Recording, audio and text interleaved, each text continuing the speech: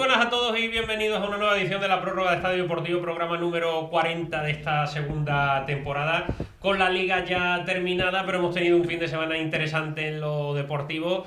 La decepción nos la ha dado la selección española de fútbol, más bien Morata, pero bueno, al final el resultado es de todos. Perdió España la final de la Liga de Naciones ante Portugal. La Portugal de Cristiano Ronaldo, que todavía sigue levantando títulos. Y la alegría la aportó Carlos Alcaraz, quien recordó a Rafa Nadal al ganar su segundo Roland Garros en un partido eterno para muchos. Y aunque no te gustase el tenis, pues al menos un set viste ayer en la televisión seguro. Además, como es propio de esta época, pues multitud de rumores y fichajes en todos los equipos, entre ellos, por supuesto, Betis y Sevilla, Sevilla y Betis. Nos escuchan, como bien saben, en la radio convencional, en Neo FM 90.4 de la frecuencia modulada, los lunes a las 12 de la noche y en distintas redifusiones y, como no, en estadiodeportivo.com y plataformas como Spotify e iVoox. Álvaro Palomo, ¿qué tal? Muy buenas. Hola, muy buenas. Encantado de estar aquí otra vez. Y es época de rumores, fichajes, por tanto cambiamos un poco, traemos invitados externos. Seguro que al invitado que tengo yo a mi derecha, Salva, le han leído o le sigues mucho en redes sociales a Briatore, como se le conoce en Twitter. Salva, ¿qué tal? Muy buenas. Muy buenas, encantado de estar aquí.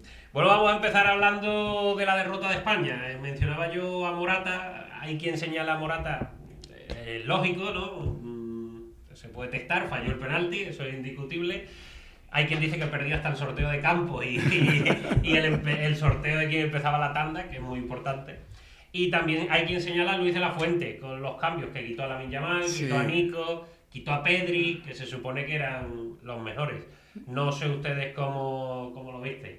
Lo que está claro es que no se puede ganar siempre. Hombre, eso por supuesto. Bueno, no sé si quieres empezar Sí. tú, Álvaro, o empiezo... Tú mismo, Salva, dale. Bueno, habría que distinguir lo que es el transcurso de lo que es el partido con luego la tanda, ¿no? La tanda penalti al final, pues todo el mundo se va a acordar de Morata, porque al final el que falla es el que tira.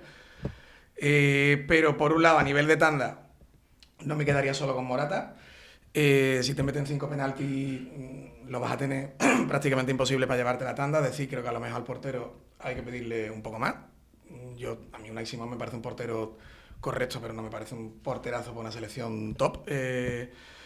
Y entonces, pues bueno, y aparte además, bueno, lo comentaba ya con mis amigos, que yo veo hoy día que las tandas de penalti no son como las antiguas. Veo que hay una calidad en los lanzamientos espectaculares. Tú veías los lanzamientos ayer, eran todos fortísimos, altos, muy difíciles para los porteros, que además con la norma de cara ya no se pueden adelantar, pues lo tienen todavía más complicado.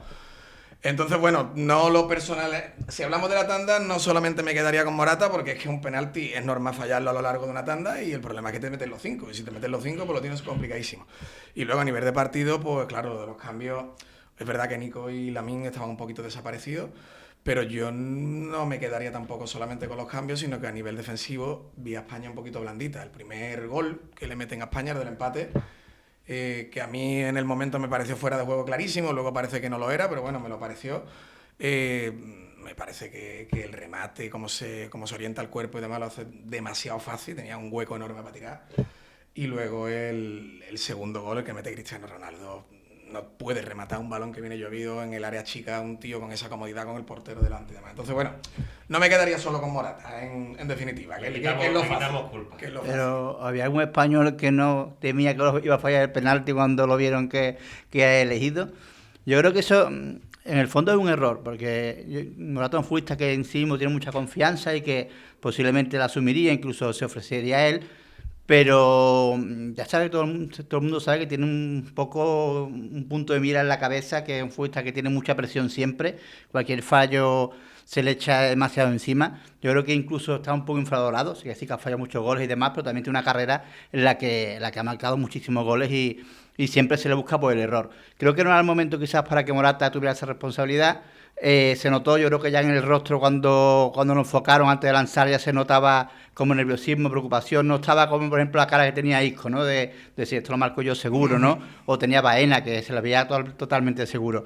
Y creo que ahí quizás sí puede ser un poco fallo de Luis de la Fuente, que siempre es un entrenador que está apostando por gente joven y en cambio para la tanda apostó por esa experiencia, pero en ese momento creo que no era adecuado para lanzar el penalti. 5 minutos antes de la tanda quita a Oyarzábal, que se supone que es el mayor especialista que tenemos. Por ejemplo. Sí. Que también los ha fallado, pero bueno. Bueno, fallar los falla prácticamente todos, ¿no? Menos Koeman en su momento que no falló ninguno. Los demás los fallan siempre. Un Morata que ya me sirve esto para enlazar, que suena para el Sevilla. Ha dicho que él quiere jugar en el Getafe, quiere volver al Getafe, pero que no es el momento. Y por medio no le cierra la puerta al Sevilla.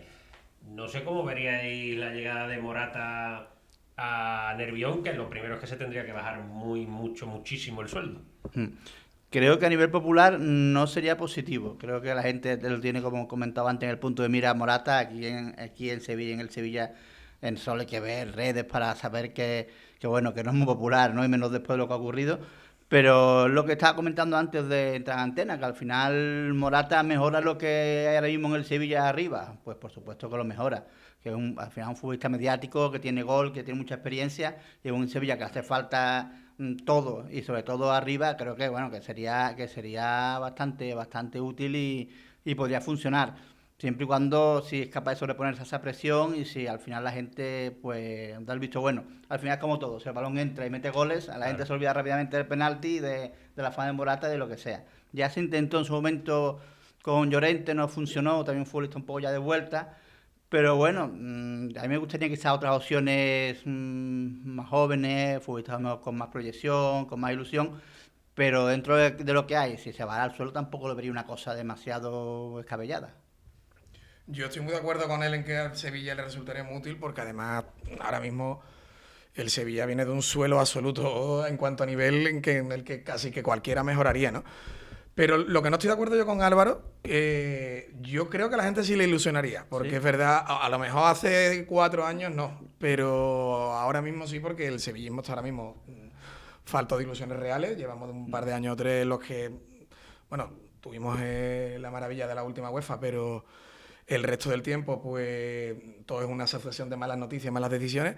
Y yo creo que sí sería acogido con ganas. Con respecto a que subiría el nivel, es evidente. A mí es un futbolista que, siendo delantero, también me recuerda un poco a Negredo, que era un futbolista que marcaba muchísimos goles, pero también fallaba mucho, y era como que había una especie ahí tenía como una vitola de futbolista fallón. Sí, pero cuando luego no era real, luego sí. Enchufaba un montón, y en un Sevilla que no era tan... Entonces creo que le pasa un poco igual, pero bueno, estoy de acuerdísimo contigo en que el nivel lo subiría. Lo que yo sinceramente creo de verdad, y yo no, en este tema hablo de mera opinión, no tengo información de ningún tipo, pero con el ajuste presupuestario, o sea, que el Sevilla se está hablando de que ya había habido un recorte bastante grande en cuanto a fichas, ¿no? Que se había puesto el gasto de primera plantilla en torno a los 100 millones de euros y se quería rebajar al 60, es decir, una rebaja de un 40% sobre otra que había sido ya de un 70 o un 80, porque el Sevilla venía de una masa salarial de 180. Yo no sé cómo encajaría ahí Morata, porque no creo que venga cobrando 500.000 euros, ¿no? Entonces, a mí me parece habladuría veraniega. No creo que se haga un Sergio Ramos. Sí, es verdad que el Sevilla, Gordón tiene claro que donde quiere gastarse el dinero es arriba, es la delantera, el dinero, la ficha, lo que sea, la delantera. Y lo que dice de Negredo es verdad, tiene cierto parecido. Lo que tenía Negredo especialmente era que se creaba solo a ocasiones. Sí, generaba una barbaridad de peligro él solo, en un Sevilla que no era, como tú dices, tan bueno como lo había sido anteriormente, incluso lo fue después. Y tiene cierto parecido, pero creo que Negredo tenía más capacidad de creación de peligro por sí solo. Sí, bueno, al final los futbolistas, si un futbolista marca mucho y falla mucho, quiere decir que está muchísimas veces de gol. Con lo cual, si está muchísimas veces de gol, ese futbolista tiene algo. Eso es evidente. ¿Y qué os parece la llegada de Antonio Cordón al Sevilla? Un Antonio Cordón que parece otro, viene del Betis, pero el hombre está totalmente renovado tras pasar por Grecia. Sí, ha pasado por Chapa Pintura más bien que por Grecia. Sí, cuando lo vi por primera vez digo, bueno, este no es el mismo hombre que tenía las gafas. Nosotros en la web buscando imágenes para ilustrar las noticias y cuando lo vimos dijimos... Va a haber que renovar esto. Este es otro. Es lo que decía Salvante, ¿no? Que el Sevilla necesitaba un golpe, el sevillismo un golpe de ilusión, y creo que Antonio Cordón es completamente inesperado que el Sevilla se haya hecho con sus servicios. Creo que es un golpe de efecto importante para el Sevilla. Nos comentaban en el estadio que casi Cordón había hecho más por buscar al Sevilla que el Sevilla Cordón, en el sentido de que estaba planteando más opciones nacionales y demás, porque yo creo que ni en el Sevilla esperaban que Cordón fuera algo factible ahora mismo la situación económica en la que está.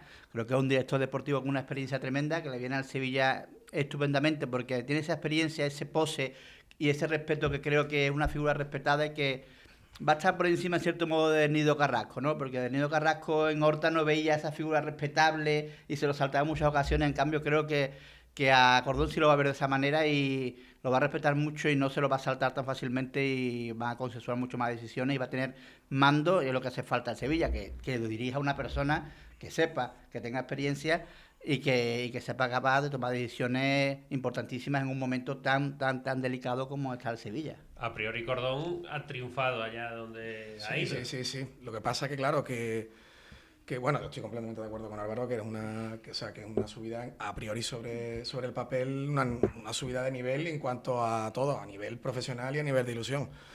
El problema que yo veo en el Sevilla de ahora mismo es que, bueno, el Sevilla durante 2 décadas ha sido especialista, y es lo que le ha llevado a los éxitos que ha tenido, ha sido especialista en crear contextos positivos. Es decir, que tú traías a cualquier futbolista o a cualquier entrenador y de una manera u otra, porque además era una jugada muy de Monchi el traer futbolistas tipo Vanega, ¿no? Futbolistas que se sabía que tenían mucho potencial, que se habían quedado estancados en algún momento y que se les creaba el contexto para que luego terminaran despuntando, ¿no? Entonces, nosotros venimos de un tiempo en el que hemos sido especialistas en crear ese contexto, y el Sevilla ahora mismo es justo lo contrario, es especialista en crear contextos negativos. O sea, el Sevilla ahora mismo, total. Tú traes a Messi con 28 años y en cuanto pasa por delante de Nervión Plaza, pues ya no se sabe ni amarrar las botas, porque el contexto influye muchísimo. Y en eso Monchi era clave, y a eso se refería un poco con lo del famoso símil de la botella que tuvo, con que él estaba acostumbrado a tener un poco de mando en plaza y no ser solamente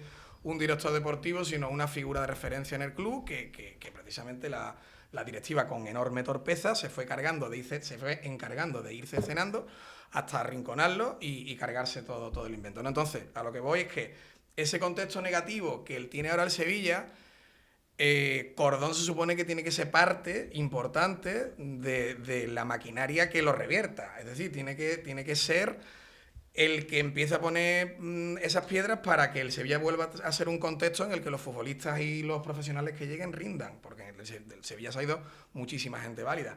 Entonces, bueno, pues Cordón ahora tiene trabajo, claro, es llegar, entiendo, porque no puede ser de otra manera, que a Junior y a la directiva, bueno, Junior en este caso, aunque entiendo que también que el resto de familias habrán tomado decisión en esto, habrán pensado, oye, nosotros no podemos sobrevivir de ninguna manera con opciones low cost, no podemos salir al mercado ofreciendo un añito, trayéndonos a un Pimienta de la vida y con un director deportivo al que le pisoteamos cada vez que nos dé la gana porque no me cuadra una opción, y aquí mando yo.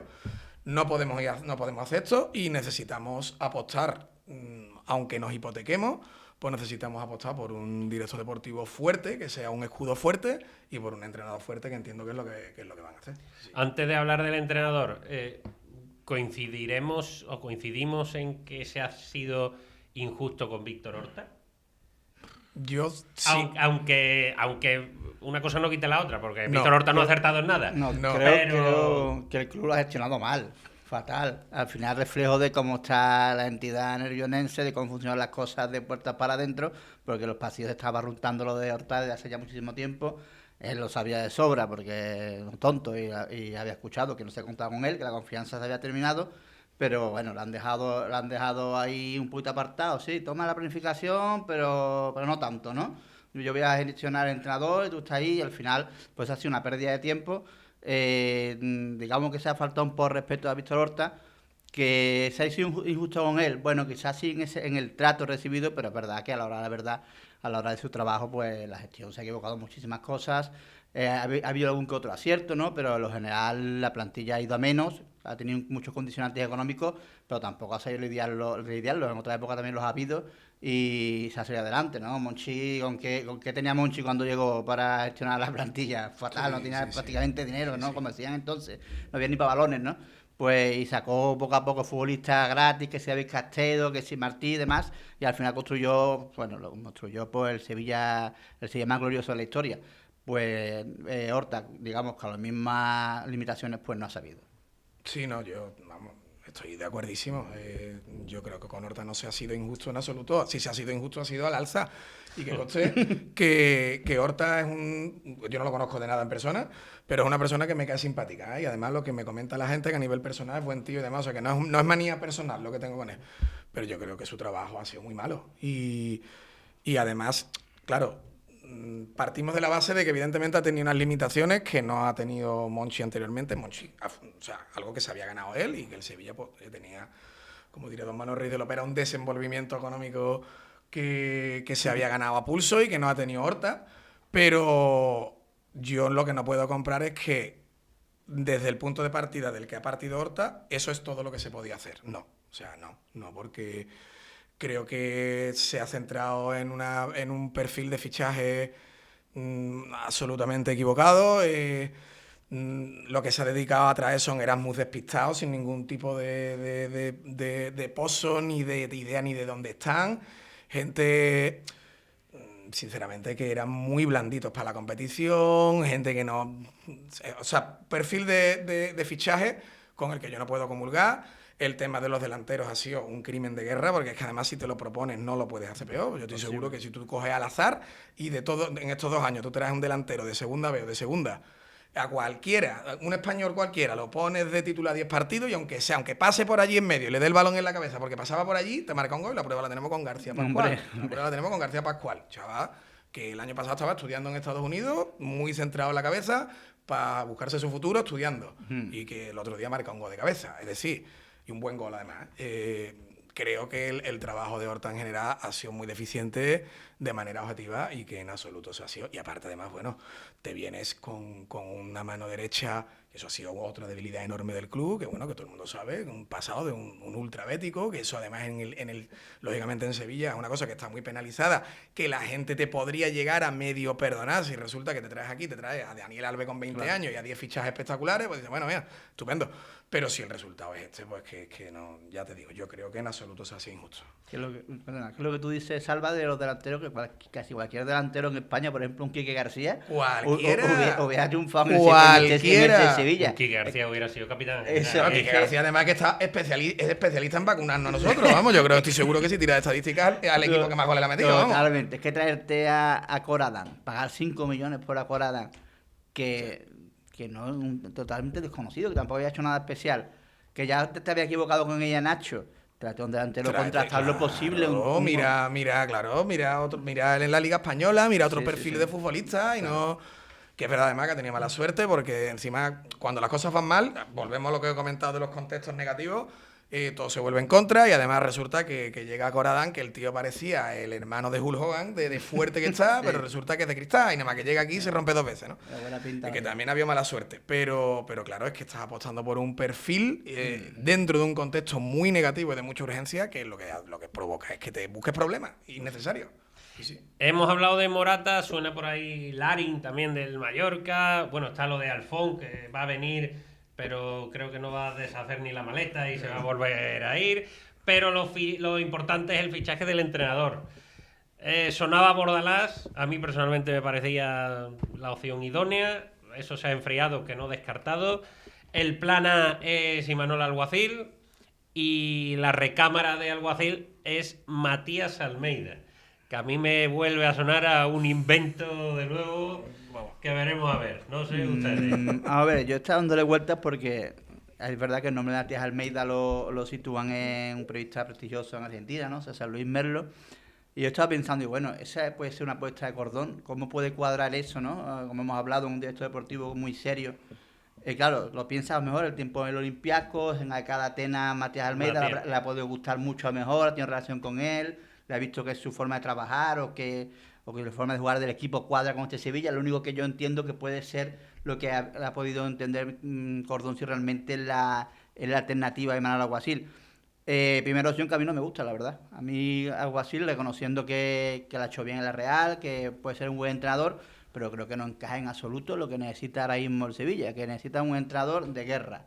O sea, es decir, un Bordalás. Yo siempre muchas veces aquí hemos hablado contigo, Antonio, que Bordalás es el perfil perfecto para el Sevilla a día de hoy. Te puede gustar más, te puede gustar menos, pero gana partidos, gana puntos, convierte al equipo en un bloque. Que ahora mismo sí lo que necesitas es eso, guerra. Necesitas un equipo sólido, compacto, que muerda. Como en su momento muchas veces ha hecho Caparrós, que al final Caparrós lo que ha hecho en muchas ocasiones es formar ese bloque y después se lo ha dejado a otros técnicos que han depurado, ¿no? Como pasó, por ejemplo, con Ander Ramos, que cogió ya un Sevilla con ese espíritu, esa garra, ¿no? Pues ahora mismo necesita un Bordalás. Y Manuel Guasil, creo que él mismo tiene esa duda, porque para él también darse paso a la carrera, después de la Real, meterse en un Sevilla en el que todos son problemas, todos son dudas, todos son, como dice Salvo muy bien dicho, contextos negativos, destructivos, pues normal que se lo esté pensando. Como hemos sabido en estadio, dando a plazo hasta mañana, hasta esta noche para decidir, para contestar sí o no.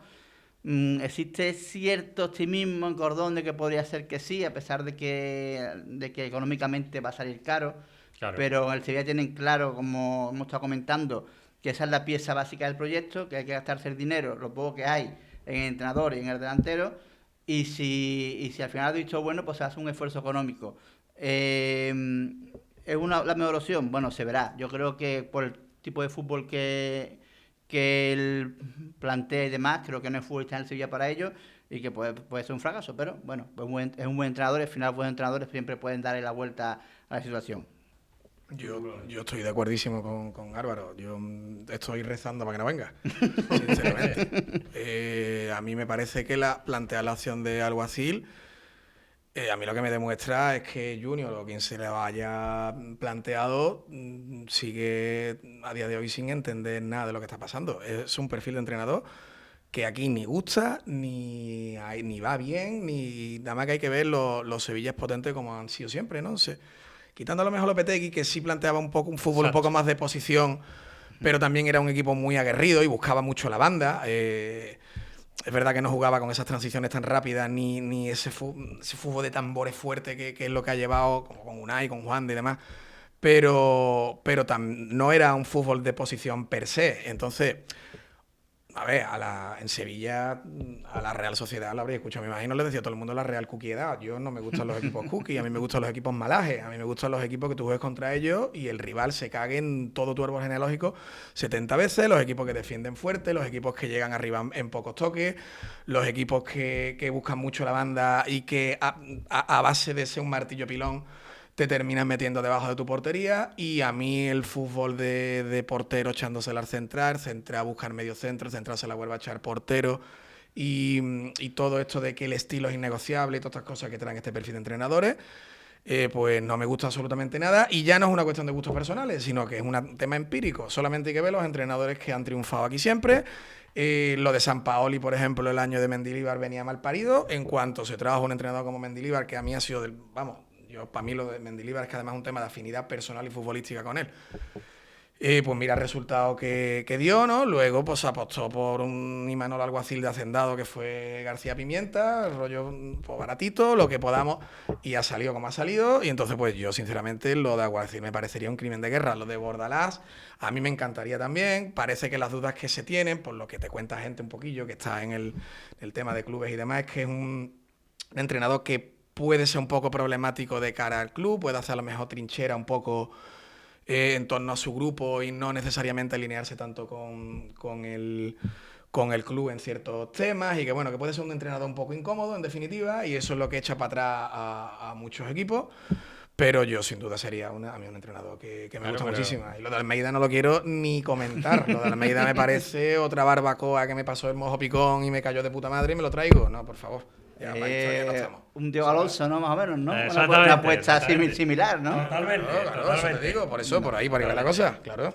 Y estamos hablando del contexto negativo del Sevilla. El Betis tiene todo lo contrario ahora mismo. Un contexto donde todo es positivo, donde se habla de la venta de Jesús Rodríguez, el chaval de la cantera que ha explotado. Si a mí alguien llega y pone los 50 millones de la cláusula de Jesús, yo lo llevo. Yo si fuera el Betis, lo llevo a donde haga falta. Pero 50 y por poco menos también lo vendería, yo creo. ¿Por la mitad? Esa oportunidad hay que aprovecharla siempre. Además, al final Sevilla y Betis siempre no dejan de ser como la mayoría de clubes, exceptuando los grandes clubes vendedores que crecen a partir de formar futbolistas y después venderlo y sacar mucha plusvalía. En este caso sería todo plusvalía para el Betis. Y es un futbolista que ha arrancado muy fuerte, que ha irrumpido, que tiene una calidad indiscutible, pero que si llega un club con esa millonada se vende sin ningún tipo de duda. Es más, el Betis lo tiene claro. A lo mejor no sé si por 30, pero si suben un poquito seguro que lo vende porque es una oportunidad para seguir creciendo. Claro. Vamos, una cosa de cajón. Los futbolistas, y más además los que acaban de salir de la cantera tan jóvenes, vamos, al final son activos de una empresa que tienen un momentum y que tú a lo mejor el futbolista no lo vendes hoy, el año que viene se lesiona, no juega bien y de repente pasa de que te querían dar 30 o 40 millones a que el año que viene no se tiene dónde colocarlo. Y, ¿cuántos casos hay de eso? O sea, y por perfil de negocio, y bueno, eso en el Sevilla, pues empezamos a hacerlo, fuimos pioneros, el vender para crecer, es que en ese tipo de contextos hay que vender futbolistas seguro. No, yo ya te digo, yo al del Betis opino con mucho respeto porque no es mi equipo y no estoy tan informado y no voy a hablar de lo que no sé, pero entiendo que si te vienen dándote una mortera de millones, lo tienes que vender, vamos, seguro. El ejemplo ha Sanediao, lo que pasa es que en este caso se hablan de cantidades mucho más grandes, pero es el ejemplo. Además, el propio futbolista, el que cada vez que habla otro día, no sé, se me va a quedar en el Betis, el entorno no ve con malos ojos la salida. La final lo dejó un poco tocado, la final de la Conference fue muy criticado. No se puede volcar toda la culpa en Jesús Rodríguez por aquí, claro, que se le fue Cole Palmer en un par de ocasiones, pero que no se le puede culpar de perder a un canterano, a un chaval joven que ha dado mucho en esta temporada. Con su irrupción, ¿no? Entonces yo creo que está un poco tocado y que él no ve con malos ojos esa posible salida. Bueno, este contexto positivo, por ejemplo, se ha cerrado el fichaje de Álvaro Valle, una grandísima incorporación para mejorar uno de los puntos flojos del Betis, que era la portería. Yo creo que ahí el Betis gana. Sí, vamos, además, bueno, eso se vio en la final de la Conference, ¿no? Que el portero, bueno, pues evidentemente es uno de los puntos flojos. O sea, que un portero tipo Álvaro Vallejo, bueno, en primera hay muchos que lo mejorarían, pues es una mejora, eso está clarísimo, es indudable. Rápidamente, que nos quedamos sin tiempo, muy rápido. ¿Qué valor le dais ustedes, qué opinión tenéis del Mundial de Clubes, que está a punto de empezar?